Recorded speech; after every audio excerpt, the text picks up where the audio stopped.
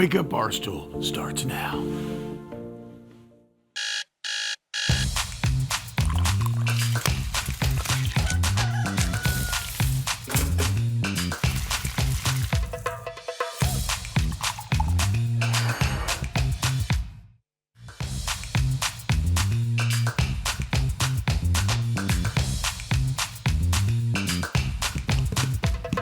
Yo, what's going on, yo? Welcome in. Wake Up Barstool. Team out there, Mikey, Katic, Dana Beers, and Meaghan Makin Money. It is Friday.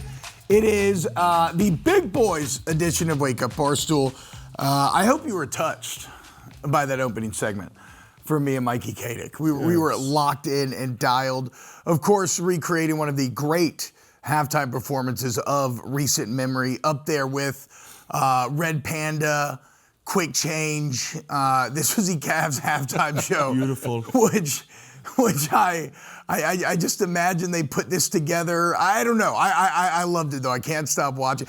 Do they still do Quick Change at NBA games, Dana? This is low-key touching. It is touching. I don't know. What's Quick Change? You never saw Quick Change? Anybody No. ever see Quick Change here? No.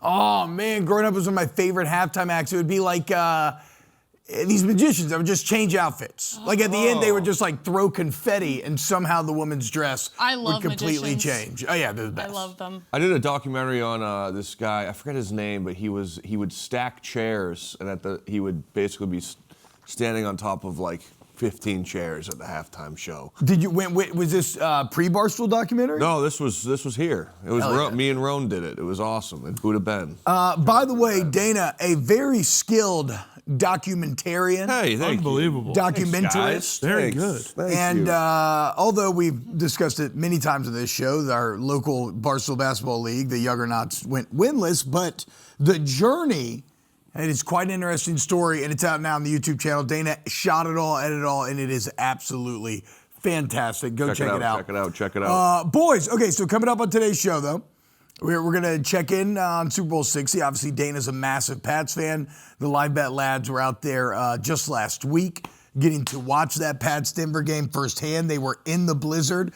Yes. We got Mike DeCourcy coming on. We're going to talk some college basketball. Meaghan will be leaning on you there, a little March Madness. Also, DeCourcy had a piece, one of the lone emphatic Bill Belichick detractors in the recent news cycle, saying it makes all the sense in the world that Bill Belichick's not a first ballot Hall of Famer. I'll be checking him on that. Just kidding. I'm sure I'll be extremely nice. And look, also we got to head into the money corner bit later on. We got Smasher Pass, and we got Shelby Harris. 12-year NFL vet, one of the funniest guys in the NFL. He's going to come join the show as well. Boys, how we doing, dude? Super Bowl 60 set. Y'all are going to San Francisco? I'm going for one night. Okay. I will be there for the week. I'm going to the game. Thank you, Dave. I love you so much. Shout out, Dave. Shout out, Dave. When I got the text, I thought I was in trouble. And it turned out it was the opposite. I got the invite. I don't know if it's in the suite or I will sit on top of the stadium. I said that on BBC. I don't care. Thank you so much for the opportunity. Thank you.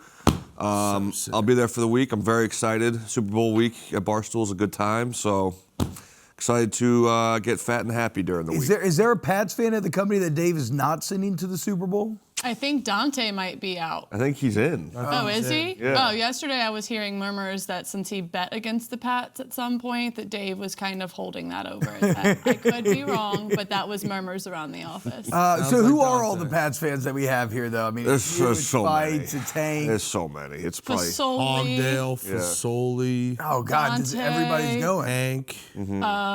There's a lot more. As the NFL and Barstool makes peace. All right, so guys, you saw this Patriots team firsthand against the Broncos. What stood out? How do you think they match up with the Seahawks team that I think is objectively the favorite here? I think the Patriots offense has to improve a lot from the past couple weeks. I think Drake May needs to figure some things out before going up against this very, very good Seahawks defense. I think the Patriots offensive line has been struggling as well. And Seahawks, pass rush and interior guys are very good as well. So it'll be a good matchup. We'll see how the Patriots, match up against the Seahawks in these next, week and a half or whatever. I'm excited. Listen, I think what we've seen about the Patriots this year is they just play whoever they're in front. Excuse me. Oh my goodness! I just had an aneurysm. You're getting excited. It's I had okay. an aneurysm on live TV. They play who is on their schedule, and they win games, and they find ways to win the game. Oh my God! Stop it. Mikey's laughing is not helping. Laughing is not helping. Laughing is not helping. Laughing is not helping. They get a lot of crap for the schedule they've played. Yeah, it's like a combined winning percentage of like 394. But they find wins, like they just win games. In that game last week, I want to get your thoughts on this, okay? You had no dog in the fight. You were just there for a good time to watch some football. And you see all over social media, people trashing that ball game, saying it was ugly, it was who cares? It's football. It's football. That's a football game, boys. Yeah, I thought it was. No, I didn't get ugly from it at all. I mean, I guess I understand. Like, it's not to say that I'm like ignorant to why people would say that, but to me, that felt like watching NFL films live. Yeah, like you could hear the bells in the background and the epic narration and the battle of human versus the elements. Like it was primal in a way. It was great defense. It was hitting. It was like punting all of a sudden mattered more than anything in the world. Like, no, I thought it was fantastic. This new anti-weather agenda is one of the more frustrating. It's frustrating, man. Stories I've ever seen develop in the media. It's the beauty of the game. You see Kurt Warner chirping about games should be played in a dome. It's like classic quarterback. It takes away so much like foundation of what this sport was built on. Well, we mentioned it yesterday, but it is crazy because Denver said in their new stadium they would have closed the roof. So y'all would have been denied the blizzard. I think Buffalo might be like because even the Bears are talking about doing a roofed stadium.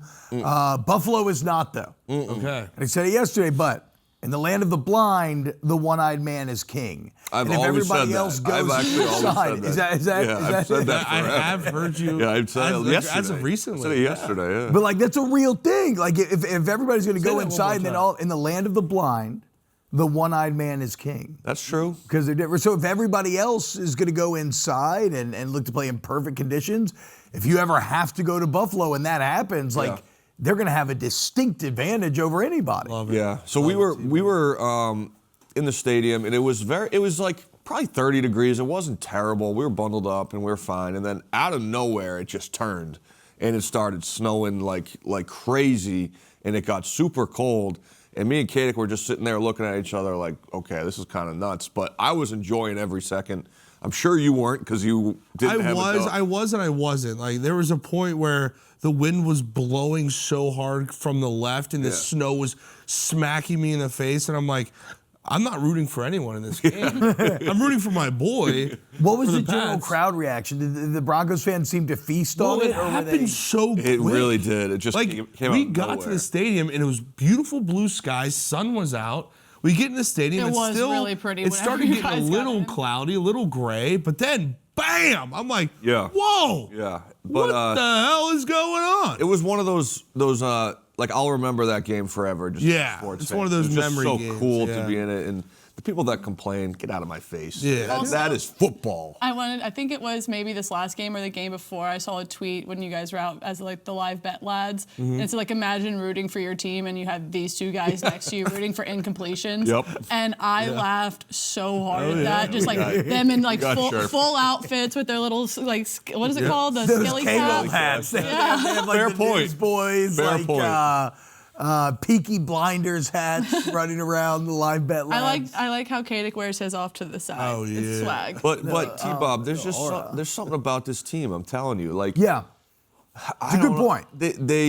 They're just scrappy and they have this swag about them with Drake May. He just has this kind of aura where I saw a clip of like all the dudes are just, and I'm sure you can relate to this in some level as offensive linemen, where it's like you would just go to war for that guy. Yeah. And you see these clips of all the linemen and the receivers, and it just feels like they rally around Drake May. So I know they're underdogs in this game, but I think it's going to be a really tight one. It's going to be a classic Patriots Super Bowl, in my opinion. But at the end of the day, if Sam Darnold shows up, which he has been doing, They're going to have a lot better of a chance to win this game, but you never know with him. I still am not sold. I'm still not sold on the old Sammy D. I'm with you. It's weird to say that with him going to a Super Bowl, but I'm still You're still not sold. Well, after it's he not just like putting together the greatest I'm telling you, performance man. of his So it's career. not I like still think he the could. ultimate boogeyman team. Here's my still think he problem. could see ghosts. Okay, here's my problem. I think that's where I'm at. Here's my only Sam Darnold. Yeah, listen to the next week's BBC. Ella kind of nailed Sam Darnold. Here's my problem with this narrative: is if Sam Darnold doesn't play well in the Super Bowl, he's still really good. I know. The Patriots I know. defense Really is good. awesome. I know. He just went off in the NFC Championship against his biggest boogeyman team to make the Super Bowl. Like, I'm a Sam he Darnold can still fan. be good. I get that. I think my thing is it's just like it's almost so unbelievable that I'm not there yet. Right. Like I need to see that like one game where I'm like, holy crap, like Sam Darnold is that dude. And I'm sure that there has been those games. For me, that was last week. But I need him to elevate, and if that takes winning a Super Bowl, then I'll say, hey, maybe Sam Darnold's elite. Well, I look, don't know. and to the flip side of my point, I mean, we all know like how we view everything in American sports is just all about championships. Yeah. And so if Sam Darnold wants to become unimpeachable and, middle fingers to everyone, nobody can ever attack me from any angle whatsoever, he controls his destiny. You go win this game, you got about it. that playoff game last year for the Vikings. I'm thinking about it. Yeah, but he already avenged that. That was the Rams that did it to him He's last going to year. turn into that guy again. Well, I want to get into this game more because the defenses are the keys here. We'll get there. But coming up next, we got Fox Sports' Michael DeCourcy. Getting you ready for a little March Madness, a little bracketology. More coming up here on FS1.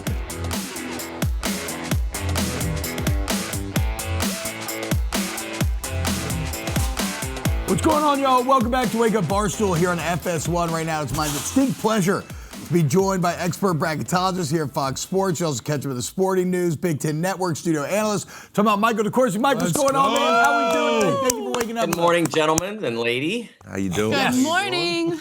All right, so we do have some hoop heads on the show here. Dana's our premier one. He hosts Mostly Hoops here. But for maybe, I think I'm probably representative of a lot of the audience, right? Where we're starting to transition out of football. We're starting to get excited about March Madness coming up. And as a very reputable journalist, what story, what are you chewing on right now? What do you think the most interesting angle or what? How would you set the scene for the general public as we prepare for this transition?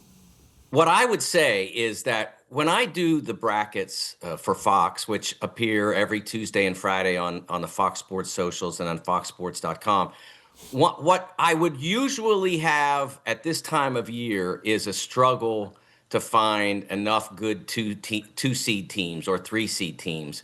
And what is different about this season is that I look at the three line and the teams that I'm putting there, teams like Houston, and think that they could be one seeds in just about any other season I've done this, and I've done this since 2019-20 for Fox. It's a phenomenal season in terms of the quality of teams at the very top. And I'm talking about a dozen to 15 teams that are fantastic. And probably 8 to 10, maybe 12 of them have enough talent to win the national championship. Arizona is undefeated and fabulous, but they are about to go through a very challenging Big 12 second half. One of the things that's interesting, you mentioned about the fact that a lot of people are getting into this now because football is, college is over. We got one pro game left.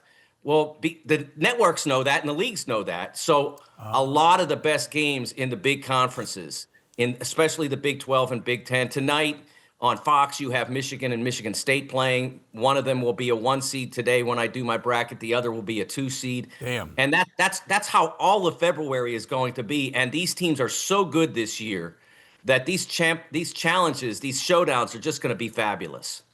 So you talked a little bit about Arizona being an undefeated team. I want to talk about another undefeated team, the only one left. It's Miami of Ohio. And this has been a topic we've talked about on our show here at Barstool, Mostly Hoops, a lot.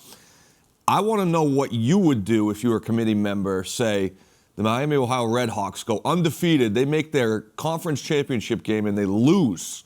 What do you do then? Do they get an at-large bid? Do the Redhawks get completely taken out of the tournament? What would you do in that situation? Well, I think that it would be an absolute. I don't want to use the word criminal because it's it's just hoops. But in terms of the sport, if they went undefeated into the conference championship game and didn't win, and then did not get into the field, it would be an abomination. It would be ridiculous. They have not played the most challenging schedule. But to go undefeated against the Mid-American Conference schedule, Mid-American Conference is the most balanced league in just about every sport that they play because the universities are all so similar. Most of them are state supported.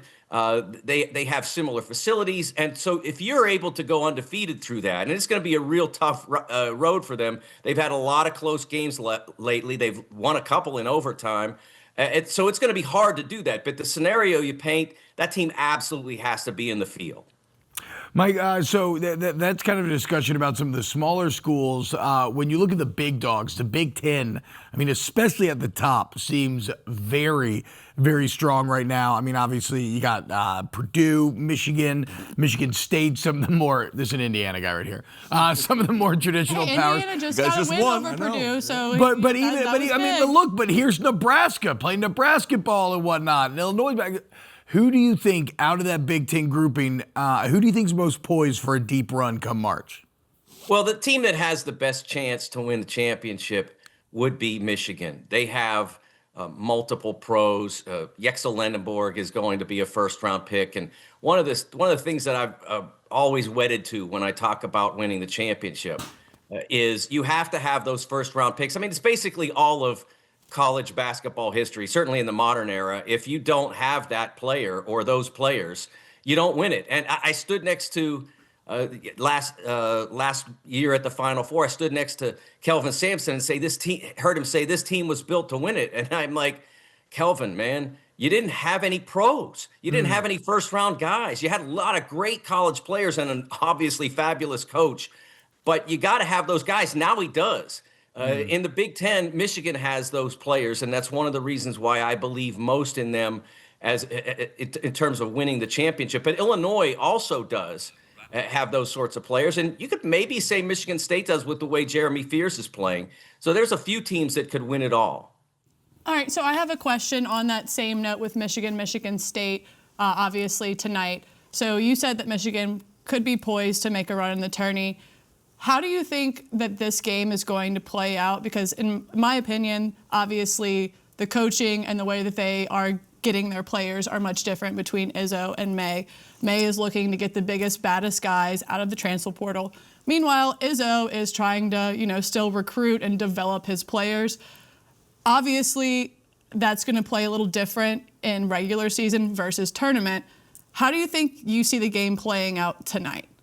I was really surprised when I saw that Michigan was favored here with the way that the State has played. They weren't great at Rutgers. I think they were a little distracted, but Michigan was not good against Nebraska. Nebraska playing down 2 starters on Tuesday and still could have won the game. They were ahead until the final 2 minutes. So Michigan's got to pick it up a little bit. The guard play's got to be energized. The wing play as well. They've got terrific wings who just look disengaged or struggled to find their footing against Nebraska on Tuesday.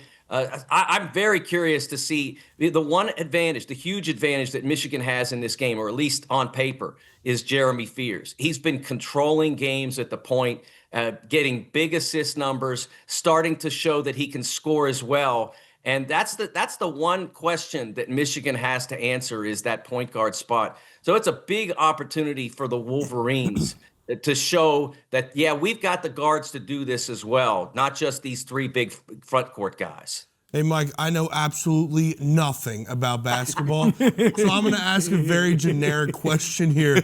Who's like your underdog or under-the-radar team that could make the tournament and make a little run? Attaboy. Yeah. Ooh, you're coming out of I will say that the team that I really like in the middle of the field is St. Louis.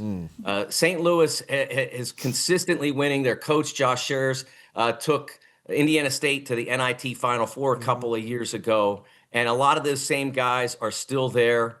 They've got the guy they used to call Kareem Abdul-Jabbar. Yeah, that guy. Yeah, Milt Chamberlain. Got the goggles going. Yep. He's a terrific player, and I think they're extraordinarily well coached. They've played a challenging schedule in the Atlantic 10, and they'll probably not be seated high unless they just keep, unless Robbie Avila and the rest of those guys just keep winning and winning and winning. Right now, I have them as a 7 seed, and it's going to be hard to work their way up from there unless they just dominate all of the Atlantic 10 the rest of February and early March. Yeah, we actually got to have Coach on the show yesterday, and he's fantastic. I didn't realize either. He's actually the winningest active NCAA coach in a 10-year period. He just did so much of it at a D2 level. Mike, I'm nothing if not a good teammate. And we have 2 excellent producers, Jeremy and Reese, in this show that are both Mizzou grads. And they wanted to know about Mizzou, one of the more bubbly teams as we head into March. What's your read on where the Tigers fit into this thing? They are a tough team to figure out because they have had some of the most horrific performances. And I know your guys, your producers remember the bragging rights game and what Illinois did to them there, and Kansas as well. They're 2 rivalry games, and they just couldn't get going in either of those. But they've got wins over Florida, Kentucky, and Auburn. They're great wins. They have to be more consistent. Texas is a lot like that in the SEC as well. It's pretty balanced in the SEC, so teams aren't able to build consistency. But I think Mizzou's got to find a way, if they want to be in the field, they've got to start to churn out some more wins, and they certainly have to take advantage of the Mississippi State type games and the Ole Miss type games. They can't lose any more of those. They put more bad losses on their resume, and they're probably not going to make it. Mike, cannot thank you enough, man. Fox Sports, Mike DeCourcy, bracketologist. Again, keep it locked on the Fox socials. He'll be updating them constantly heading into March. Thank you so much for the insight, and look forward to talking to you again, man. Anytime, guys. Hey, Mike. Thanks, Mike. Thank you, Mike. You. Thanks, Mike. Mike added a level of professionalism to this Friday show, I'd say. Good question, though, Mike. We're professional. It's great. Even though, yeah, right before Katic goes, is that the guy from Mike and Mike?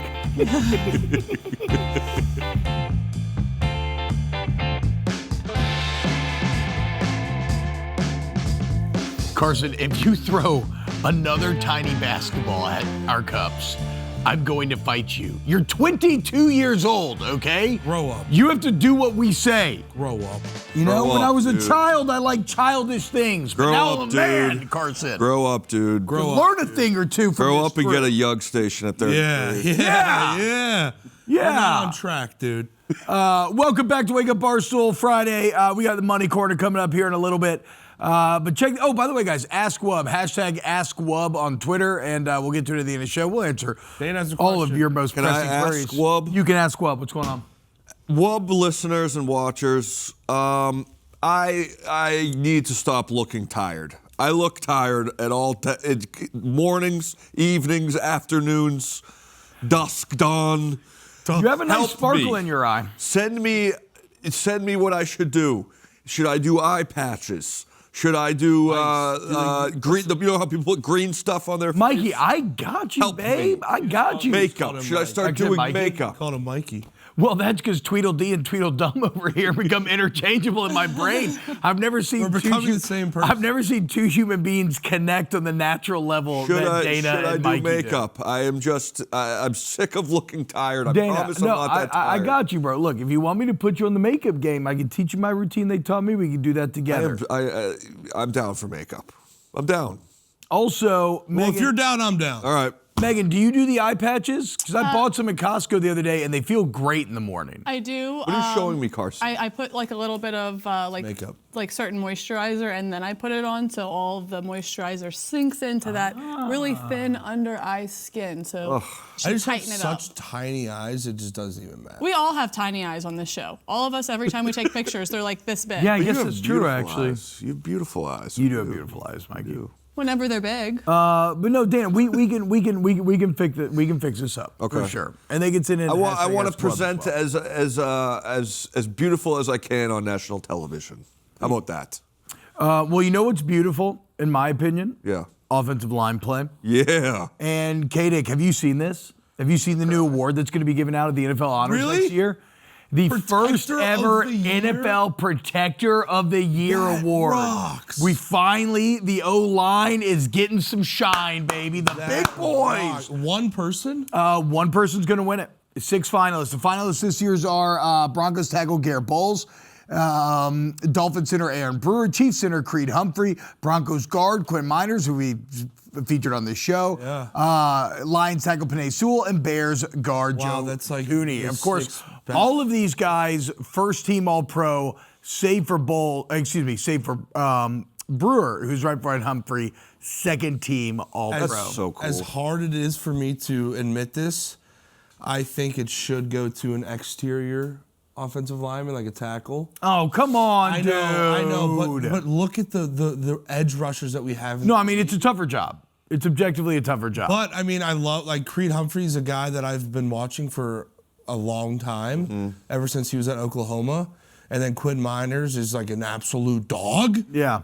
So I love the interior guys. Joe Thuney, Bears came from the Chiefs. Like I've been watching him for a while. It's actually I'm not familiar with Aaron Brewer much. It's actually a pretty good point that you make, though, in that tackle's objectively harder, one of the That's why hardest they get positions to paid play in the entire NFL. That's why they get paid. Yep. Center, I think, in an award like this, has the advantage of, they got to make all the calls. They got to do this. Yep. You got to be a badass guard if you're going to emerge one year, Very much and so. win this award. Like Yeah. you got to be above and beyond. Yeah, because centers and tackles, like you said, obviously have an argument. Center is the quarterback of the offensive line. He makes sure everyone's doing the right thing with the mic IDs and things like that. And then the tackles go up against the most freakish aliens that are in the game. But yeah, if you're a guard like Joe Thuney and Quinn Miners, like you have to be an absolute mauler. That's That's really cool, though. I love this. cool. I was about to say, I feel like this award is long overdue. Way overdue. Like without you guys, the game doesn't work. I know. It doesn't happen. So I feel like we need to be giving our big guys love that are protecting. Yeah. That are protecting boys our are in. beloved quarterbacks. No, I love the O-line. Big Give it boys to the are in, boys. man. So we should shout out Deion Dawkins, Bills offensive tackle, because this was his idea. Oh, and he pitched it to the NFL last January. That's awesome. And so it came about. Now, and you may be saying, well, how are we going to choose this? Because, like, the vast majority of us are not watching film. Yeah. We're not going to be able to know who's really separating. Well, there's going to be 6 former O-linemen who end up choosing the winner. I was going to say, And this is the smart. coolest I thing was going to ever. say it should just be Baldy. He just makes it. Yeah, actually, Baldy's not on there, but he should be. Wait, can you say who? Yeah, I got the names for you. And I think this is crucial because, again, 99% of us would be basically illiterate trying to choose this award. Yeah. But it's Charles Bentley, Yep. one of the great all-time centers. He's also he's the one that opened up, I can't remember exactly the name of it, but he has an O-line camp. I was supposed to, if I did. you get to go down there? No, if I did train for the offensive line, I was going to be down. I've always wanted to go down there and cover it and just see what the latest You wanna be offensive down line there theory for the- is. yep. Maybe we should do that. Yeah, but I now say you're you guys allowed should to go. laugh. Yeah. Actually, all 3 of you should go. BBC, Dana documents. Dana documents. You I would guys. love to see That would them be like awesome. work with data, get them in a proper stance, and how to fire out. So Charles Bentley, 2-time Pro Bowler. Okay. Jason Kelsey's on there. Love it. Sean O'Hara, New York Giant great, Super Bowl yes. champ. Orlando Pace, Love that. one of the best to ever do it. Will Shields, another Love Hall of that. Famer, and then Andrew Whitworth. Wow. So, Big Whit. like that's a crew that will know how to pick the yes, objective. 100%. Because that is tackles, that is guards, and that is centers. I'm just imagining this group of dudes just in a room, just like beefing it probably up. with a Oh, cooler hell full yeah. of beer. just hashing it Yeah, out. just And watching It's war film. so awesome to be in that room. And so the metrics of what the award's gonna be chosen on, it's based strictly off the 25 season. Yep. And it's quality of competition, so who you win against, you know, how many challenges did you have. It's availability to teammates, both like kind of your presence on the field and leadership. Okay, love that. It's durability, you know, how available were you, obviously. It's weekly consistency, video validation, so getting into the film, looking at the technique and whatnot. And then also the last element is looking at some analytics, like, you know, pass Holdings, things pass like rush, that. win rate. Win rate. I got you, dude. Don't worry about Win it. weight. My vocabulary is much Win better weight. than yours. Win rate. Win rate. So it's actually pronounced win rate. Okay. Whatever. The point is, there's analytics in play as well. So I'm very excited to see who ends up winning protected. Wow, that is so cool. I love that. And I look forward to. And I think if more people, like, because T-Bob, me and you, we just watch the offensive line, really. I mean, yeah, or I do at least. Well, go ahead. I haven't thought on that. But I think more people would be so educated on the game of football, defenses and coverages and blitzes and packages and things like that, if they just watched the trenches. But no one does. Well, and I don't even and to me it's like you're probably not gonna be able to like intuit scheme just from watching line. But if you're talking about how can I watch the most exciting thing at any given time during a football play, a quarterback dropping back is not exciting. A quarterback handing the ball off is not exciting. The first portion of a play, you should focus on a tackle. Yep. Or focus on the interior. You should watch the line, you see the initial clash and moves, and then when the ball is handed off or when it's on, then you follow the ball. Like you're wasting some of the premier action from a viewing standpoint if you're just watching the quarterback go through his drop back. And one thing to even start it off is look where the center's pointing. That can tell you a lot about the play. Like that's what I always start my thing with, is I look at the formation and then I look where the center points, and that tells me a lot about the play. Yeah, it's really cool. And so and look, if you like offensive line play, well, not just O-line play, but during this run-up to the NFL draft, in the crawler corner, we're going to be breaking down all the top prospects. Yep. So there will be some O-line breakdown in there. There'll be others. Look forward to that coming up on Fridays with our guy. Fires me up. The last 3 games that I've gone to with Katic have been very interesting because we'll just be sitting there watching, and then all of a sudden he'll be like, start saying all these like terms I've never heard before. And I'm like, oh, wow, this is actually a fun way to watch a football game. There's a couple nice ladies in front of us who are looking back like, what is he saying right now? Yeah. It was. Do you have any examples? Well, so there was, when they bring tight ends in motion, and then you can see. So if they say the running back's offset to the quarterback's right, and they'll bring that tight end in motion, there's a decent chance that either if they don't bring him in motion, they're running a slice play. So the running back will run left, the tight end will slice across inside zone left, and the tight end will either bluff that end or block him. Or if he motions across, then that could be a full, duo or man scheme or pulling guards. Like there's so many things. Kind of like when Brady and Romo call the play out before it's going to happen. Not as much. Not as much as that, but like he'll be right, and I'm like, oh my goodness. Yeah. It does reinforce again one of the very funny quirks about our modern love of football. Is that the vast majority of us are functionally illiterate about what we're watching. We're no different than the people in medieval times going to church, hearing the priest speak in Latin, and just being like, I think I enjoyed that. Yeah. Like, that was good for me. Yeah, that was great. All right, let's get to, speaking of Hall of Fame, a lot of people have been talking about the Bill Belichick snub. Eli Manning denied entry into the Hall of Fame reportedly for a second straight year. And it's a bit of a flashpoint here with Eli because he has the 2 Super Bowl MVPs, which that is a premier group. There are 6 players that have ever done that. And Montana, Bradshaw, Bart Starr, they were all first ballot guys. Brady and Mahomes will be first ballot guys. So Eli's going to be the odd man out in that scenario. He's a 4-time Pro Bowler. I don't know if you can say Tom Brady's going to be a first ballot Hall of Famer at this point. No. People are idiots. No, but Tom People will. are dumb. I want to stuff them in a locker. How dumb can you be? Give him a swirly. I want to give him a swirly. The people that did not let Bill Belichick be a first ballot Hall of Famer. Yeah, wait, so I guess that's Brady's going to get. true. He's not going Dump to their get. head in the toilet. Brady's not going to be unanimous. You'll see. It's ridiculous. So we didn't get to get your thoughts on this yet. How upset does this have you? I've long said the Patriots' success, I would attribute more to Tom Brady than Bill Belichick. Obviously, it's a team effort. But if I were to choose one, it would be Brady. However, for him to not be a first ballot Hall of Famer is the most ridiculous, the most asinine, the most stupid thing to ever happen to this sport.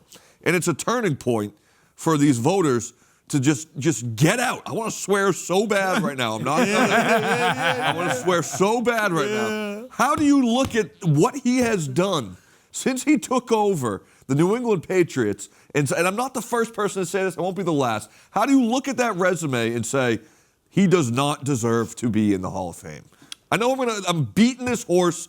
Is that it? Beating this horse? Beating the dead horse. Yeah. But my goodness, I'm telling you, when Tom Brady is on the ballot, there's going to be a few guys that say no because they're stupid and they're dumb and they're I want to swear. Yeah, asinine. I'm not going to do it. Quick question on the Belichick note: if Belichick just retires and just goes off into the sunset and does not go to coach college, obviously this is the NFL. It shouldn't have anything to do with what he's doing now. But do you think that him having such a terrible season at UNC has attributed to the bad voting? It shouldn't. That has nothing to do with it. It's tough. Right. I agree. It has nothing to do with it. But I feel like people are looking for a reason to hate on Bill. I think anytime you have a decision that is this egregious, I think there's a few different elements that people are building on, like. I'm sure that some are looking at his record outside of Tom, specifically what happened, like what did Tom do when he left versus what did Bill do when he left. Others would point to the fact that they just recently changed the rules with how long coaches have to wait. So instead of the 5 years, it's only 1 year now. And so they're like, oh, but there's other guys that maybe are like first in line and whatnot. But and the Jordan thing, like maybe so. But the point of all of this is that it's all overthinking it. And it's all ridiculous. He's first in everything. And to be fair, Tom Brady said there's no coach he'd rather play for. He's picking one coach to go win a Super Bowl with. It's easily Bill Belichick, best coach ever. Bob Kraft, who very famously now, Kraft and Belichick kind of at odds with one another. Kraft said it's, unequivocally, it's inarguable that he is the greatest coach of all time, and it's absurd that he's not a first ballot Hall of Famer. Bring back swirlies. I think it is. I think the majority of it is.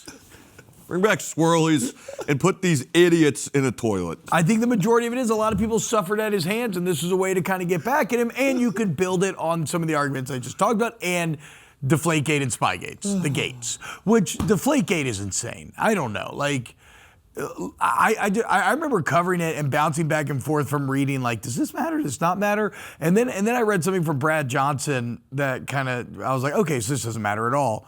Where Brad Johnson talked about, like, oh yeah, I used to do that before every game. Talking about before the Super Bowl, like when he won with the Bucks. Like, oh yeah, dude, that was just something that we all did. So I think it's everyone tries to tear the boys down. I mean, you've gone through it, Meaghan, with your Astros. Yeah. I mean, it's just, look, baseball's a cheater sport. It's been that way forever. It just depends on if you can cheat well enough to not get caught. Exactly. They just took it to the nth degree. What's the difference between a gate and a fence? One opens and gates gates open. Fences stand up. And that was a really dumb question. I love you, buddy, but that was really that was bad. Yo, can you cut that production? Are we live? Do you know the other context in which a fence can be used? Fencing. Fencing. Fencing. Okay, you know what? Look, there's a third context. That's not what I was thinking of. Defense? Because, so gate, do you know what gate comes from when we talk about the scandal? Nixon, Watergate, Deep Throat. Yep. Do you know about Breaking Watergate, in to get info? For sure. What is Watergate? That's a negative. What is Watergate? Give us your best. No, JD. No, I want to hear. Richard Nixon stole some stuff. I want to hear what. Is that okay, yeah. Richard Nixon stole some stuff from the water. White House. White House. He stole water from the White House. No, a fence is somebody that sells illegal goods. A fencer, yeah, like you posted at the fence, right? Like I think I've done that. Hey guys, Red Dead forget Redemption I 2. ever even asked that. Yeah, is that what it was? Yeah, on, huh? Yeah. You have your trappers and you have your fencers. Mom, I'm sorry. I know you're watching. Either way, let's get back on track. Fence, what are we talking about? What did you just say in my ear, Jeremy? Potato guns. You guys ever have a potato? Look at this. Look at this. Yeah. Okay. Yeah. Thank you. Dana's sitting here so victimized. I'm not victimized. Look, everybody wants to come after Boston. I am not victimized. Dana, this has been your sporting life. I understand it. I am not one of those fans who rubs it in your face. Sit up there on your golden luxury throne. I don't sit up on thrones. I am the most blessed sports fan. I started watching sports when I was adversity. 7 years old in 2000. I came at the right point in Boston sports history. I am the most blessed sports fan that has ever existed. That's sick. But when you do have this type of success in a city, people will try to tear you down at every single. I'll have Dana's back. He really is the most humble Boston sports That's fan. actually true. That is actually. Everyone else would love to rub it in your face with the rings and everything else. Dana is just happy to be Thank you. along It's for the how I ride. was raised. Shout out Mama Beers. But if you want to visit if you want to Boston. rub it in faces, you deserve to. I'm just not going to do it. I want to visit Boston, man. Coming up next, guys, it's time for the Money Corner, and we'll continue to quiz Katic on various watershed moments in American No, history. please don't. See what he knows. More Wake Up Barstool coming up. Let's not do that.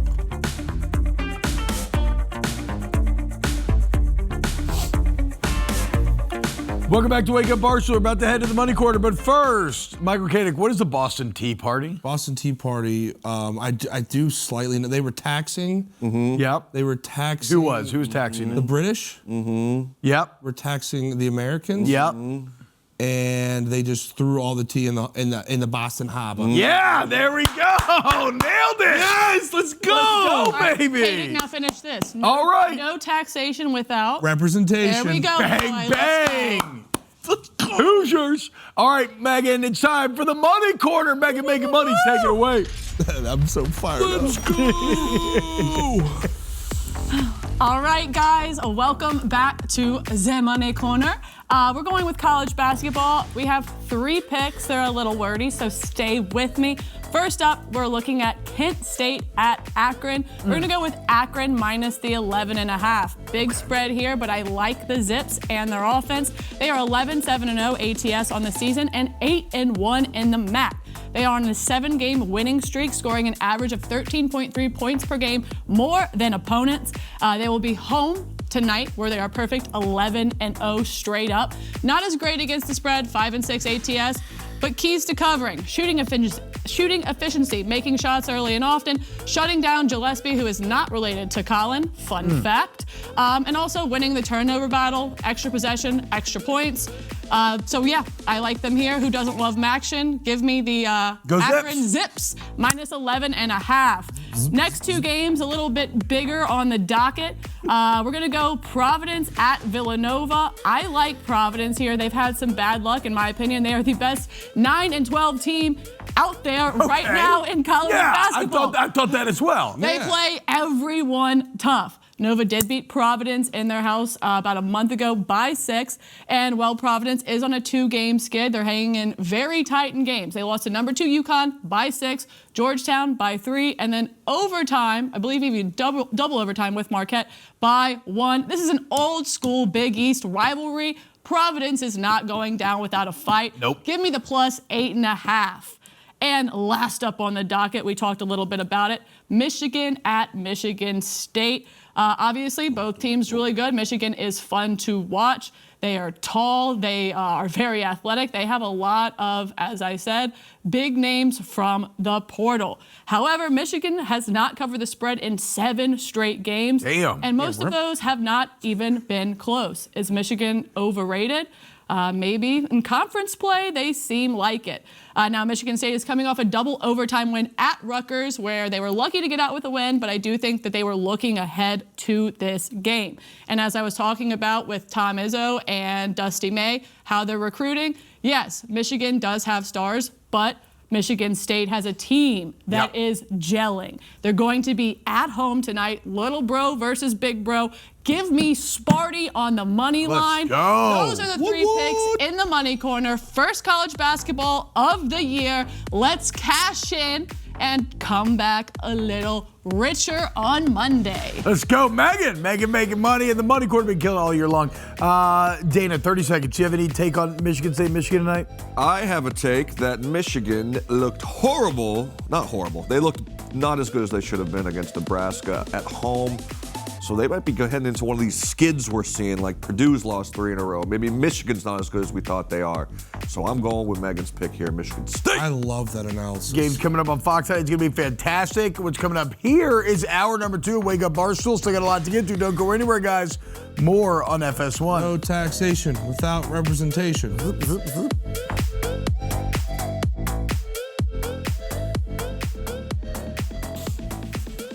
What's happening, guys? Welcome back to Wake Up Barstool here on FS1. We're going to be talking some hoops here in a second with Professor Dana Beers. Mikey, what can you tell me about the Louisiana Purchase? We bought it from the French.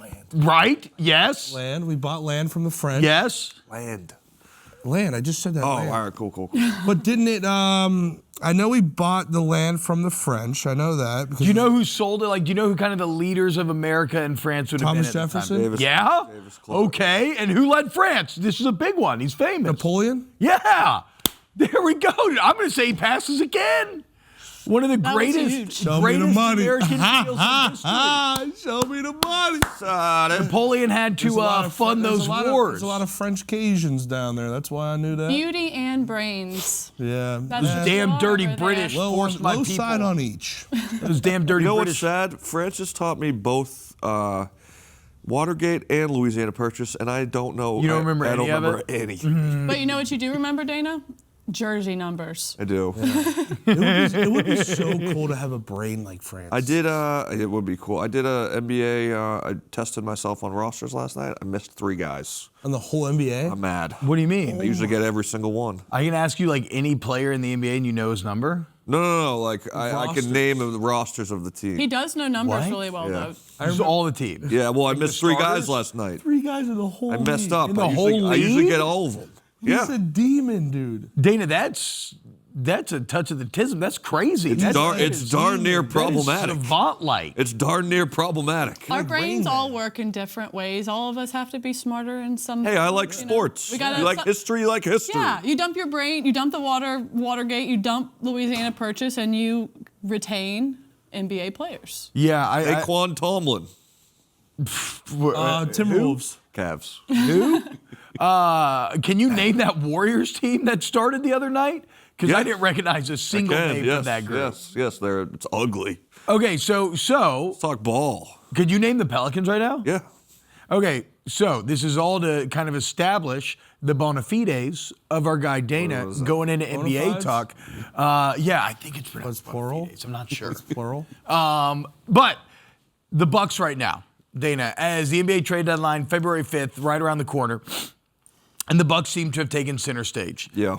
Giannis, in my opinion, is doing a little bit of gaslighting here, where He's he's been like gaslighting for a demanding a trade, but he's not saying he's demanding a trade. He's basically trying to make the Bucks make the decision to break up with him, even though he clearly wants to break up with them. He's a master gaslighter. He's been doing this for a while. I think in his heart of hearts, he wants to stay in Milwaukee, but they've done a bad job of surrounding him with any type of talent that would lead them to a national championship, an NBA championship.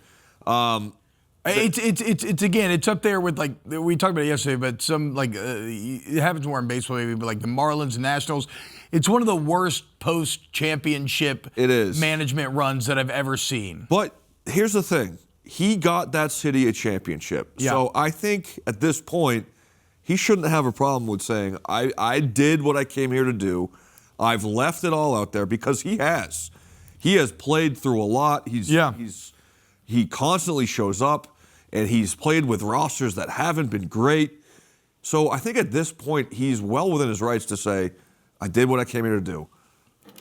Let's just mutually part ways. Like all-stars, too, he seems to, or a lot of these small market stars, he seems to maybe, he's kind of hinted at the fact that he would maybe want to end up in New York with the Knicks. I know that right now the Heat are viewed as one of the premier suitors. The Warriors are trying to get in that mix as well. The T-Wolves, which could be exciting. I guess the problem is Horace, the GM, has said for years now privately that, like, if this were to happen, that he was going to demand a lot. Yeah. So I have kind of 2 questions to frame this with.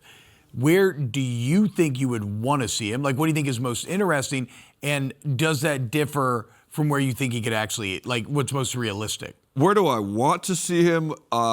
In a, like, I don't know how the apron works. I don't know how the trade, the finances. I don't involve myself with that. If there was any way to get him on the San Antonio Spurs with Wemby, that'd be the coolest thing ever. That would just be gratuitous. That would be gluttonous. That would just be absurd. That would be obscene. But to have those two aliens share the court with one another. But I'm pretty sure they could make it work because Wemby's still on his. I think he's still on his rookie contract. But they'd basically have to give up their entire team, and they have such a good, well-rounded team with a great future right now that it would probably be a dumb decision. But you look at the Knicks, you look at the Heat.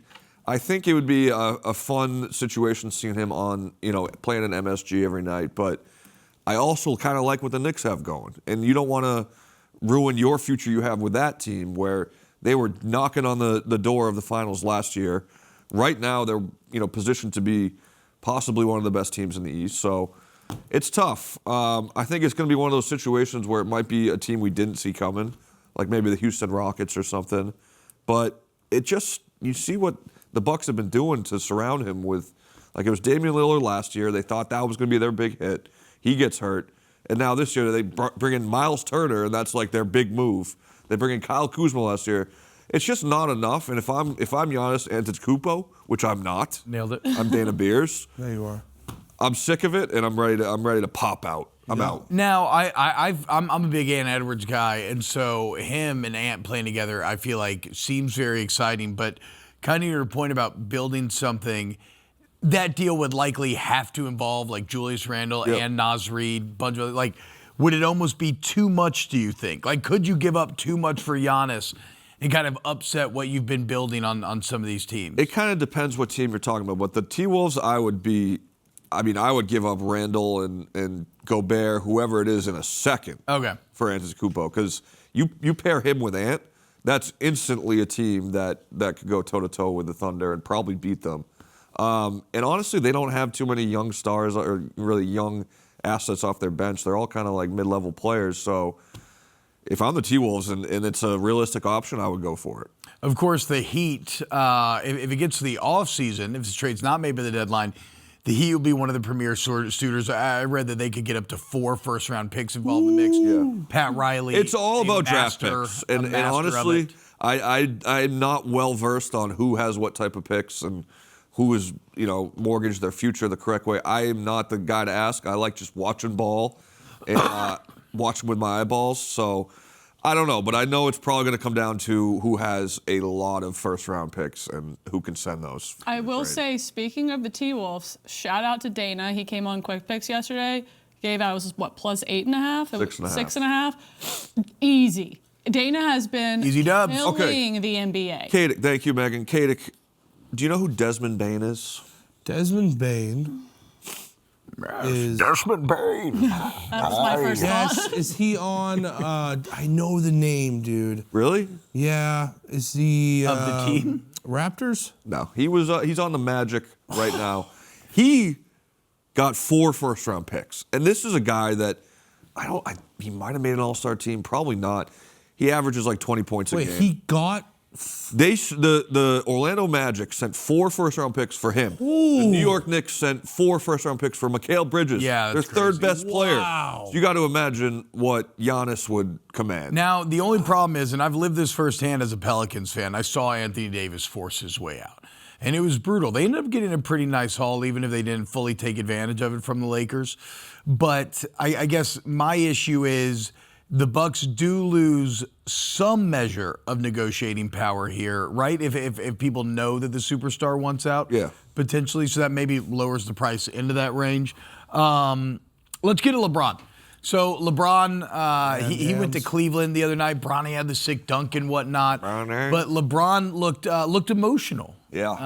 Before this game in Cleveland, and to just go full first take sports talky. There's a video of LeBron crying, and we have the video, right, guys? Can we play this? Okay, we don't have the video. This was just terribly done by me. What? We don't have the video? I thought we talked about this. Then we broke this down yesterday. I thought we were going to do the whole thing of LeBron. That's some professionalism. I thought the whole thing we were going to do was LeBron tears real or not. I know LeBron's old, but that video, I feel like he looked like 15 years older than he actually is. Did you think the tears were real? I think the emotion was very real. I think that, and I'm a big LeBron guy. I feel like he he felt like he should be crying, and I think he had some emotion welling up, but I think he kind of tried to make it look like he was crying. Probably. I feel like whenever you've been in the league that long and been so dominant for that long, you obviously have love Oh, for here we go. Okay. sport and everything else. Oh, was that it? This is it. What's he licking there? So well, you know, he's I like was trying like- to keep it in. I was in a different video was what I was thinking, not this one. Yeah, no, he's kind of trying to keep it in. I mean, the crowd's going crazy for him. No. It's easy to understand from a human perspective. Like I said, like he's definitely feeling emotion here. He just goes for a tear wipe at the end that I'm just not Could be sweat. 100% sure if he's actually crying. But it doesn't matter. It doesn't matter. Come on, man. Let the man cry. He's been incredible. Of course, he's an Ohio kid. He ends up getting Cleveland the title after leaving. They're mad. He comes back. He gets it done. Bro, if somebody showed a video of me in my at the end of my tenure at Barstool after 20 years, I'd be crying my face off. Yeah, I would too. Someone captured a video of me crying after we won the Natty, and it is alarming. No, but it's good. It's great. But it We was just like, support this guy was men just like showing emotion. 4K camera in my dome piece. Okay. Dana, as we wrap up our basketball talk here, Cooper Flagg, Oh, man. pretty damn good. What a game last night. And I want to talk a little bit, not just about Cooper Flagg. I want to talk about the other guy on the other side of the court, Con Knipple on the Hornets. These two played last year together at Duke. How do they not win it? I know. Blows my Just mind. ridiculous. Cooper Flagg put up 49, 10, and 3. Oh. And that is just absurd. He's 18, Michael. That's insane. He's 18. What were you doing when you were 18? 49 Carson's and 18. 10? What were you doing when you were 18? I was going to Taylor Swift concerts at Gillette Stadium in Massachusetts. Yeah, I wasn't doing that. What? Come on, man. No, I was little Tay-Tay. I was in college. Okay, cool. But yeah, just an unbelievable showing out of him. And these two guys, I think, are definitely the future of a couple of teams. But just awesome ball last night. This is why you get League Pass. I'm going to get Michael Katic on League Pass next year. I'm going to do it. Not. Is LaMelo Ball still playing? Oh yeah. Is he doing well? He's in a weird situation, but Okay. he's a good teammate. Cool. Do you think that Cooper, I mean, already putting up these numbers and very diverse numbers in terms of kind of stuff in the stat sheet all around, are you looking at a guy that you think could eventually challenge some of LeBron's numbers that he's put up? For the rest, for like end of his career type of thing? No. LeBron is what he's done. I mean, well, I guess he did come into the league. I don't know. No. LeBron, the statistics. Oh God. But no, to your point, like I can't speak today. It's impossible to put that You hear that? expectation. What was that word? Just look at LeBron, like his longevity and what he's done. I don't know if anybody will ever match it. You got to be a psychopath. Yes. You got to be locked in Yeah, for and- 2 decades straight. He no is let up. so he just doesn't get hurt. He plays, and just the amount it makes your jaw drop what he's done. What is going on with my brain today? I don't know. I can't think of the love it words. though, dude. No, I'll get there and I'll be like, what's the word? And I lose the word. That's what you get. All right, look, guys, we got Ask Wub coming up at the end of the show. We need more questions, so get him in. Megan, why don't you mobilize your rabid fan base Trivia. and tell them to ask us some questions. Hashtag What's a Ask group Wub. of crows called? Murder. Wow. Thought I was gonna stump you. No. What's the pretty plural word for deer? Deers. Dana Deers. Okay, so get your questions in on Ask Twitter. Wub, Hashtag Ask AskWub. And we got Smash or Pass blind ranking. Those coming up? A burger blind ranking coming up next, guys. We're going to put our brains to the test. More Wake Up Barstool here on FS1. I'm so excited. I can't wait. I'm so going to excited. go to St. Louis today. I'm going to go meet my new nephew. Shout out little Bud. What up, bud? Little What's up, bud? Bo Jr. Hey there, bud. Hey, bud. What's up, Hey, bud? Budsy. Little brother just had a little baby. I'm so T-Bo? excited. I'm so excited for little your baby family cuddles, dude. To call him Budsy? Budsy? No, I don't know. They did, but I think his name is technically maybe Bo Jr., but they're calling him Bud. Budsy. I just can't wait for baby cuddles. Y'all don't know hey. that yet. But Megan, you know that when they're just do. like tiny and dumb and don't do anything but lay on your chest and They just snuggle. smell and good Oh, they and smell so warm. good. Call him BJ2. I'm gonna sniff that like- baby so They hard. smell like Fritos. No, they don't smell like Fritos. smell like Fritos. My Basset Hound did though. Wait, What are you talking what about? babies have you been sniffing that smell like Fritos? I've never sniffed a baby in my life. You've never sniffed a single baby? Never have sniffed a baby. What are you talking about? Can anybody dude? bring a baby into the studio so Katie can sniff one and dispel this notion that they smell like Fritos? Fritos? That's what I've heard. What babies are you around? That's what I've heard. All right, it's time to once again engage in a little smash or pass. This time, we're doing a blind ranking. Were you just holding a baby with Frito fingers? Is that Because I eat Fritos just out of the bag like that. I don't touch them. 6 burgers, Okay. 6 spots. Let's lock in. Let's rank them. Lock in, boys. Okay.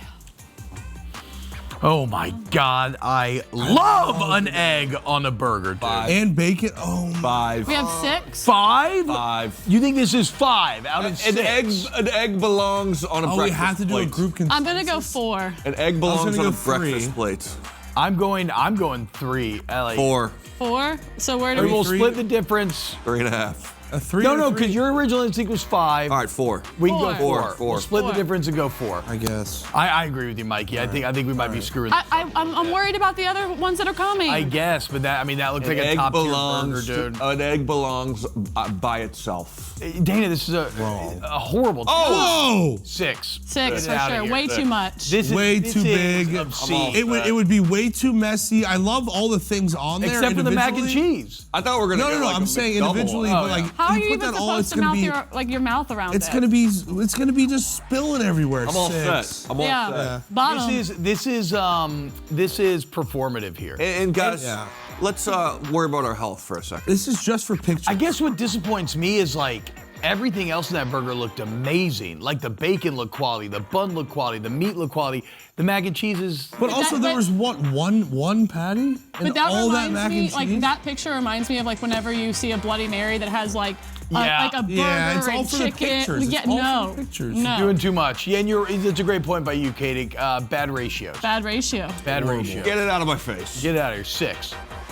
Oh, Speaking of rodeo I think we go burger. 2. Rodeo I know because burger. I'm not a big barbecue fan.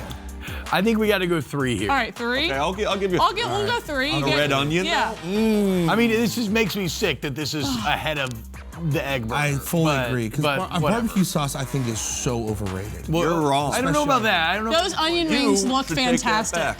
You should take that back in I shall not. Okay. And again, we got to remember the bun here. The key to a great burger. Is the vehicle. Yes, the bun has to maintain crisp- structural A integrity. crisp char on the inside, but also doesn't flake and doesn't when you put your fingers on it, when you grip it, your fingers don't sink into that bun. you know? Yeah. Pretzel buns work. Brioche buns Never work. been What a do we big got pretzel. next? Potato Me either, Brioche. Katic. I like brioche. 3. 3. Please. Three. Barbecue baked Please. burgers. I hate that this is over the sunrise. I know, that's crazy. All right, what do we got next? Cheese stuff. I think. My dad would make these and they were very good, but I don't know. I think we go 5. This is a nice. This and the slots in bun at 5 looks nicely. too burnt on the undercarriage. Wow. It's a decent idea. There's not enough. There's too much Yeah. patty and not enough. I agree. That seems like a fun little adventure. Like I don't see an aioli on there. I don't see any sort of mayonnaise. I know there's a little ketchup, but I want like a nice aioli. I could be wrong, but I feel like that bun would break apart. Yeah. The bun It looks a little too stale. crisp. Yeah. Looks a little Oh, this is stale. an easy 5 spot. 5. All right, 5. Give us some Better good have ones. some Come on, Give us some we good need ones. bangers. Better have some bangers. Come on, They're gonna- come on, come on. It's like a Mexican. We ruined it. This is on me. Sunrise should have been 2. yeah, we're on gonna. me. Well, I guess we have to go 2 on this. I mean, one. this would be great. I like guac. The next one's gonna be. It's I gonna like be awful. onions. Is We're that gonna get chorizo? graphic. Is that Yeah, chorizo? That would be great. I think the chorizo might Screwed save this all it. up. We're gonna get graphic. But do we need to go? Do we need to put this one then? Because are we gonna put like a bad one up there if we don't put this one? This is just. I thought we were gonna have like McDoubles on here. Yeah, I thought we were gonna have like an In-N-Out quart, like Oh, a free 4x4 Are we going 2 or 1? animal We're gonna go. I think we go 2. I think we go 2. All right, we'll go 2.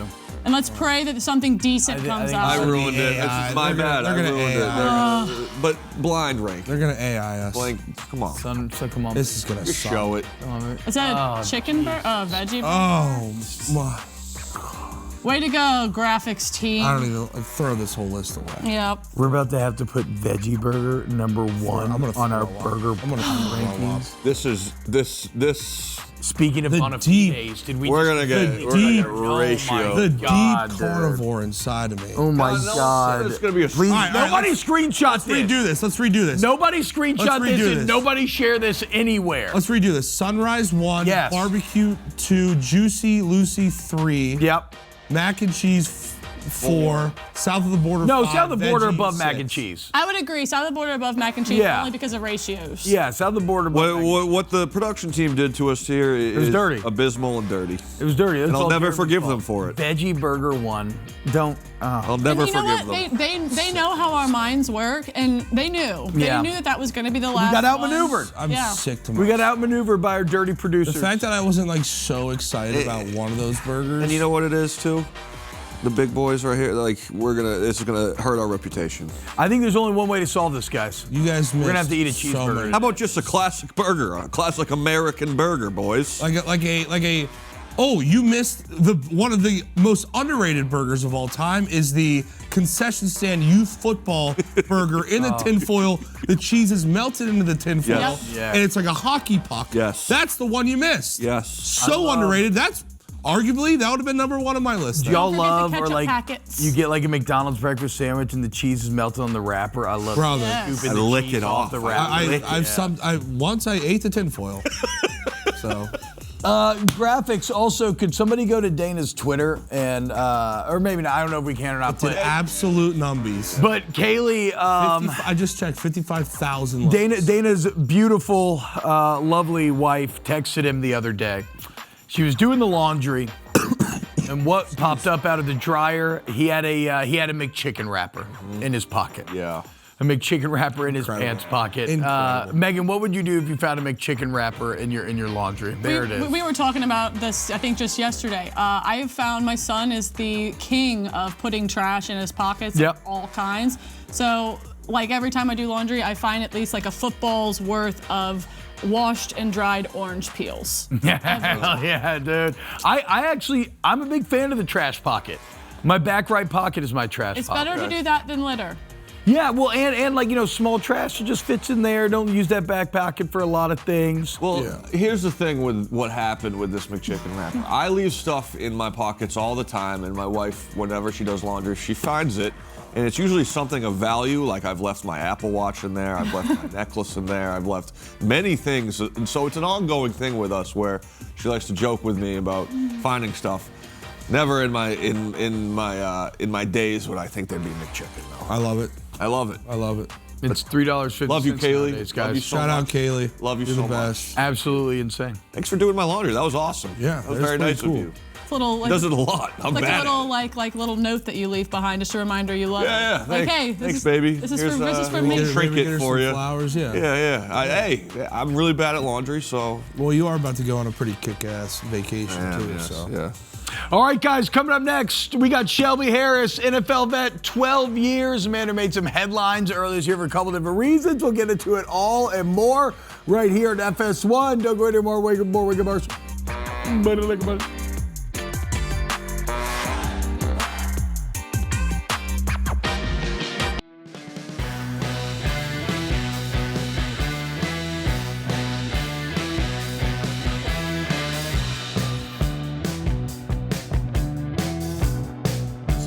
Stop it. Keep throwing your balls all around the Stand this studio. kid. I can't stand this kid. I He's can't ridiculous. anymore. I'm about to crash out. I'm telling you, we got to get rid of him. We got to get him fired. I'm over it.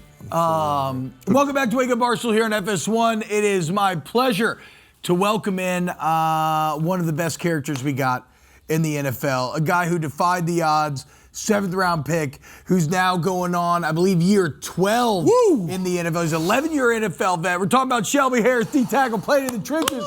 Shelby, what's up, man? Thank you so much for joining us this morning. Man, how you guys doing, man? Also, let me just correct it. I just finished year 12. Okay, you just finished year 12. That's on me. That's on me. And that's a high crime because I know, like, obviously, right? I didn't make it. I tried to make it. Like, even 1 year's incredible, and so I never want to take away because that's unreal, dude. Especially 7th round pick, 10-year vet. Like, that's true legend warrior status, Shelby. Congrats. I apologize. That's on me. I got to be better. That's all good. I appreciate it. That third year in the league, I was on practice squad, so they don't like to count that. I do. No, that's crazy. That's good. Now, does that give me host status like Jawan Jennings, or is it forgivable? I can forgive you because you meant well. Okay, but not Jennings. Still a hoe? Always. Okay. Just making sure we're out of here.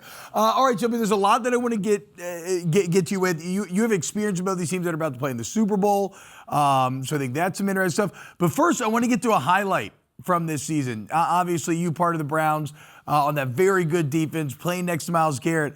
And one of the funniest moments of the season is Garrett gets the sack to set the record against the Bengals. You're pumped up for your boy. You go to high-five the ref.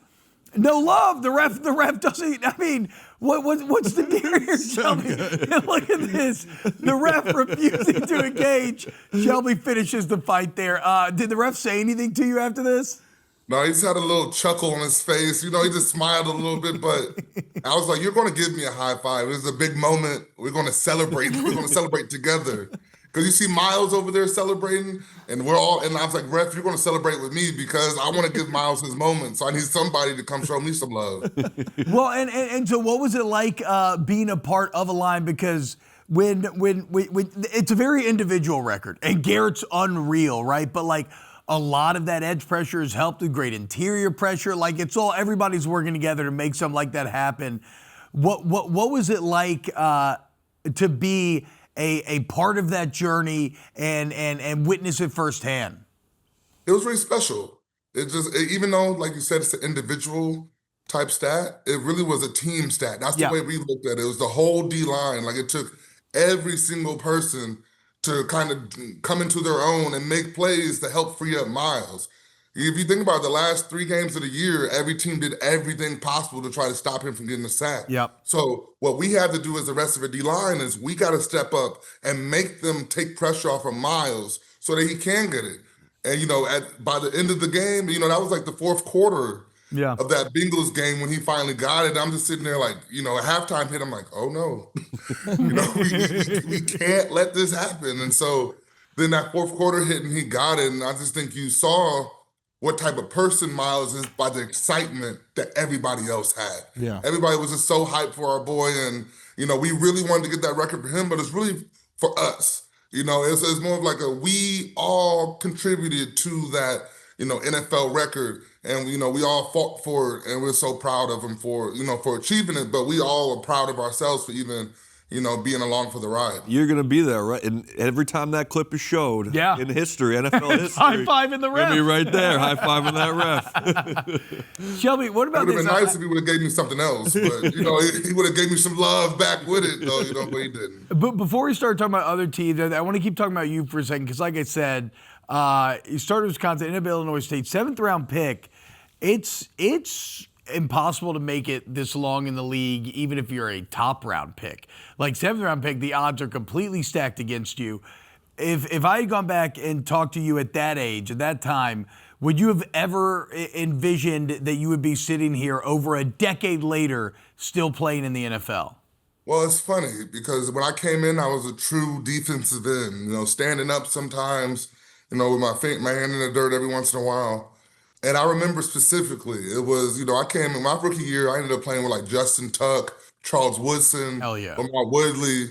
And I know that ages me a little bit, but I remember Justin Tuck was like, if you move inside, you'll have a 10-year plus career. Oh, wow.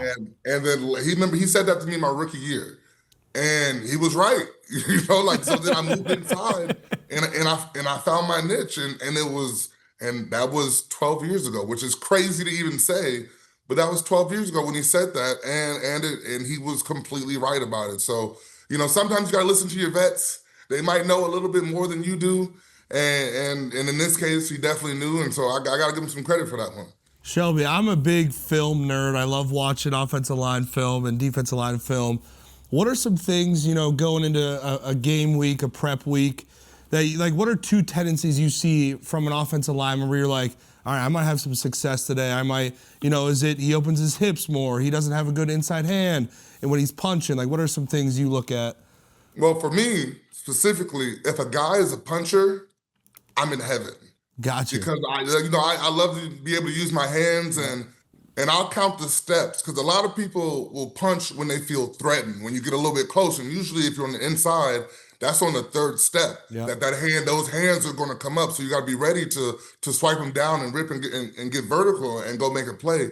So if you are robotic and you every time on a pass you want to throw your hands, then that's something that I'm going to love. Yeah. But then also, I guess the biggest thing for me is I look at the splits of the O-line, how tight they get and how far away they get, because that really will tell you where the ball's going. Yeah. And also it tells you what type of blocks you're getting. When they get these tight splits, you know it's going to be double, hunker down. It's time to play some ball. But then when they get split up, usually, okay, we're going wide zones and it's going to be space. And those are just little things I say that can really help you make the play because you don't want to play a wide zone when it's a double team because you're going to get knocked to the other side of the ball. Yep. And so you got to know those little things in order to survive. And I'd just say with my experience, I've learned to figure it out along the way. But yeah, those are two big things I say that really helped me out. I just love seeing the joy on the guy's face. Well, I mean, that's how you make it. That's how you make it a decade in the league, right? Like, there's a million people who can play, but it's that mental acumen. It's the ability to have every single detail nailed down like that. Now, Shelby, you played a few different places. You played for the Seahawks for a few years as well. And obviously, Seahawks Patriots get ready to gear up for a Super Bowl. That crowd was electric for that NFC Championship. In your experience, being in front of that crowd, what do you think it would mean to the Seahawks for them to take home the Super Bowl and really get revenge for that Patriots Super Bowl all those years ago? Yeah, I was going to say, considering the last time they were there, this is what happened. I think these Seahawks fans would be ecstatic to be able to go out there and lay the whooping down on the Patriots. But the way that Seattle, the crowd and the atmosphere is, it's really hard to replicate. Like, that 12th man stuff is real because you're getting all the false starts. You're getting miscommunications, and that really helps the defense out. But they love that. Those fans love this team so much, and the way they lost it with the interception against the Patriots last time, that's been stuck on them for so long, and they're so ready to get back. And I'm excited for them. I still got some friends in their team. I'm excited for them to be out there. It's just, it's kind of bittersweet. Obviously, I was there 4 years ago, and we went to the playoffs and we lost to the 49ers. But I'm really excited for them. I think those guys deserve it, and they look like the best team in the NFL. Now, you played the Patriots in Week 8, and I agree. They feel like the most complete team going into this game. The Patriots feel more flawed in some ways, but, I mean, here they are again, crazy. What did you learn about the Patriots? Is there anything that you could point to from playing them that you're kind of looking at that could help decide this Super Bowl? Well, they have physical fronts on offense and defense, and so they're not a finesse team. Yeah. Their goal is to get ahead of the sticks. Mm-hmm. They want to be third and short. That's what they care about, is being ahead of the sticks. So for that team, all you have to, if you're a Seahawks player, the team, you have to be able to stop them and get them behind the sticks and making the second and long, third and long, get them out of, their comfortable zone.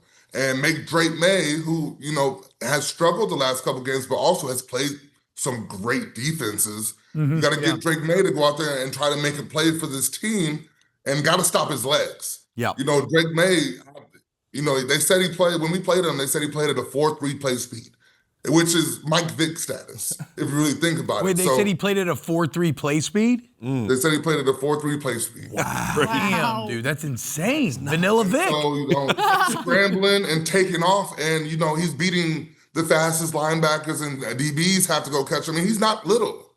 Yeah. You know what I mean? He's not a little guy. He's big. So when you're playing that Patriots team, you're not just trying to stop, Stephon Diggs and Booty and Hunter Henry. You got to go out, but really also the biggest thing you got to stop with the Patriots is that run game. Yeah. They are a run-first team. Yep. They want to run the ball, and that's how they get ahead of the sticks. They want to be able to run the ball. And if you can stop them from running the ball and try to put the game on Drake May, you may have a chance because that's not really their game plan. And so if I was the Seahawks, that's what I would be focused on. Yeah, and I think I read the other day, it's been like maybe 20-something games the Seahawks have allowed 100-yard rushers, so they seem well-suited to do so. I guess we'll end up seeing how it all comes out. Shelby, I'm sure look, Shedeur Sanders as a young man throughout college, NFL, he's always been this just kind of lightning rod of attention, of media. We talk about him all the time. He gets to the Pro Bowl. We talk about all this sort of stuff, right? You shared a locker room with him. What's your opinions on Shedeur Sanders as he kind of tries to develop into his own here in the NFL? Great kid. He's a great guy. Got a great head on his shoulders. You can tell he came from a great family. He's prepared for every moment that you put in front of him. And I think that's one of the most impressive things is that he truly does not falter at any step of the way. And so that's something that you don't really see in a rookie. And I think one thing that we loved playing behind him as a defense was that he's not afraid to take shots. Yeah. I think early in the season for us, it was a lot of dink and dunk, and Shedeur has no problem in and out downfield to try to make a big play. Yep. And that right there, it shows that, that right there can get you years in the league because a lot of these young players are afraid to make a mistake. And so that's why we love Shedeur. And the way he carries himself in the locker room, he's one of the guys. He's always around everybody. He's always talking to everybody. He's always, just in the mix. And so all these bad things that you heard about Shedeur before the draft is trash. It was people trying to tear down his name, and that's not who he was at all. And I know other quarterbacks that are like that, and that's not him. And so that's why, I'll always stand up for him because it's not fair for him to be having this negative, outline of himself when that's not him. He's a great kid, and I'm excited to see what his future holds. Yeah, when your dad's Dion, I feel like a lot of people want to hate on you. Yeah. I wish Dion was my dad sometimes. No, but this is something that we even talked about. This is even something that we talked about. The run-up is like, you never heard any of his teammates come out and saying any of this. Like, it was never any of his teammates in Colorado. Shelby's here telling you, yeah, that's awesome, man. I'm glad that you kind of cleared that up. Another guy that you talked about recently was Coach Stefanski. Now, obviously, it doesn't end up working out there in Cleveland. You had very glowing things to say about Coach Stefanski. I guess my question may be twofold. Like, how do you feel he's going to do in Atlanta? And maybe in your view, you've experienced a lot of football at this point from a lot of different franchises. Like, you understand. What do you think what went wrong in Cleveland there? Well, I think how he's going to do in Atlanta, I think he'll be great. We saw how he did with Chubb, and obviously with Quinshawn, when we had Quinshawn in Cleveland, Quinshawn was doing great. For him, he needs a great running back because his idea is run the ball first.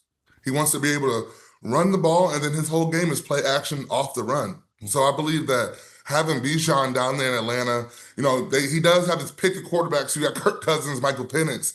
You got guys, And then you got the receivers. Like, he has weapons on offense. And that's what he needs in order to be great on that team. And then he's a great people manager. Like I said before, I love Stefanski. Any coach that gave me a shot to come out here and play for 3 more years, that's my guy. Like, I always ride for Kevin Stefanski. And what he's going to do in Atlanta is he's going to go out there and they're going to know what they're doing and they're going to be efficient with it. And so I am excited to see what they do in Atlanta because I think he did get a lot of hate in Cleveland for stuff that was out of his control. We had Deshaun's injuries multiple times. We had Nick Chubb's catastrophic injury. Yeah. We've had a carousel of receivers. O-line has been nothing but banged up, and then we still want to try to grade Stefanski for what he's trying to do, with a beat up offense. And so that's where I believe in Kevin. I think Kevin can really go out there and help fix the Atlanta Falcons. And, all that matters now is, obviously they have to become a cohesive unit. And everyone knows the NFC South isn't necessarily the strongest. The last couple of years, you needed 9 games to win. And so I believe in Kevin to get that. Shelby, I'm not in the trenches like these guys. I didn't play football growing up, but I'm just a through and through fan of the game. And I want to know, just as a 12-year vet, you've faced a lot of offensive linemen in your day. I want to know who the toughest task you've had as a D lineman, who you've gone against, just one singular player, who it was. I will say 2018 Oakland Raiders guard Colecchio Assembly. Whoa. Before he got hurt, he was a hassle to handle. And I don't give props that much. Yeah. I'm a certified hater. I can you know what I mean? I like him. I'm a hater too. I love You being feel a me? hater. You feel me? So that's why I'm like, I don't really give props that much. But then, man, that year where Colecchio Assembly was an all-pro, Derek Carr broke his leg that year, and then they were nice up front because I mean they had Colton Miller, young guy at tackle, they had Colecchio at left guard, Rodney Hudson at center, they had Gabe Jackson at other guard. Like they had a formidable front, and I just remember he's strong, he's quick, he got long arms, and it was just. I was playing a 3-4 defense, and so I'm sitting here trying to read with them and go back.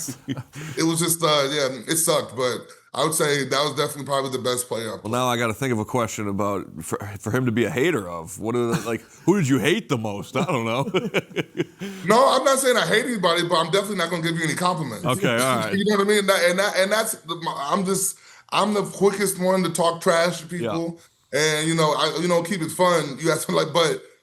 I really don't. I'm not going to give many people compliments. I believe that, you really have to go out there and earn it if you want to get a compliment from me. And that's what, I believe in collection. I love that. Love it. So the NFL is about to roll out this new award, the Protector of the Year, which goes to a lineman of the year. We probably need like an interior D-line award or something in here. But if I ask you, so it's Garrett Bowles, it's Aaron Brewer, Creed Humphrey, Quinn Miners, Panay Sewell, Joe Tooney. Do you have a read on which guy you think should take home Protector of the Year? 100% believe Garrett Bowles should be Protector of the Year. Just from also, I'm biased. I was with Garrett in Denver. But what I believe is just from the way his career started to almost being run out of Denver, the fans hated him for he had holds after holds, and the way he's really fixed it and become one of the top tackles in the league. And this year, having an all-pro season, really protecting Bo Nix, and setting that offense up, even though they struggled a lot. Garrett Bowles did not give up a sack. One of the lowest pressure percentages out there, was one of the leaders of that O-line, one of the leaders of that team. I believe Garrett Bowles should be the Protector of the Year. So, Shelby, it feels like whatever comes after football, it feels like, I don't know, I mean, you'd be incredible at media. Obviously, you already seemingly got it down. But what's next for you? What do you think's in your immediate future? Well, it's funny you say that. Media. Yeah. Love it. What I mean? So, But are you done playing? Or are you going to try to keep playing? Or where are you at? We will see. I'm not ruling anything out. Obviously, I love money. That right there changes a lot of things. And so, but We're haters and we both love money. Like I love this guy. You feel me? I do feel you so hard.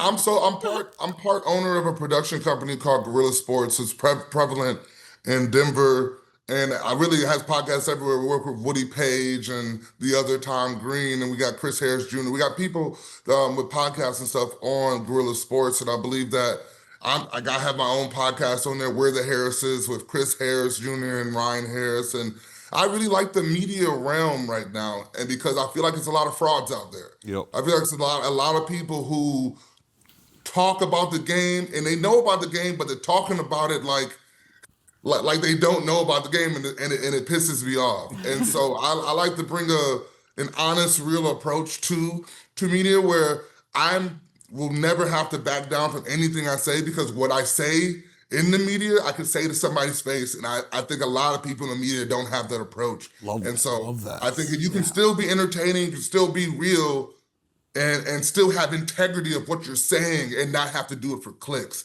And that's kind of what I stand for. Stand on business, Shelby. Stand on business. It's not lost on me that production, right when he says there's a lot of frauds out there, immediately cut us back into the picture. From Thanks, production. There you go. Relax, guys, okay? Yeah, we didn't play a decade. Shelby, thank you so much, man. Excellent insight. Everybody check out the pod. Thank you, brother, for real. Thank you, Shelby. That was awesome. Shout out, appreciate you Shelby. guys. There he is, 12-year NFL vet, Shelby Harris joining the show. Again, Grill Sports, check out all the podcasts. We're the Harrises. Coming up next, we're going to close our show. Last chance to get your Ask Wub questions in. Hashtag Ask Wub. We also got our Skillet special parlay coming up. More Wake Up Barstool coming up.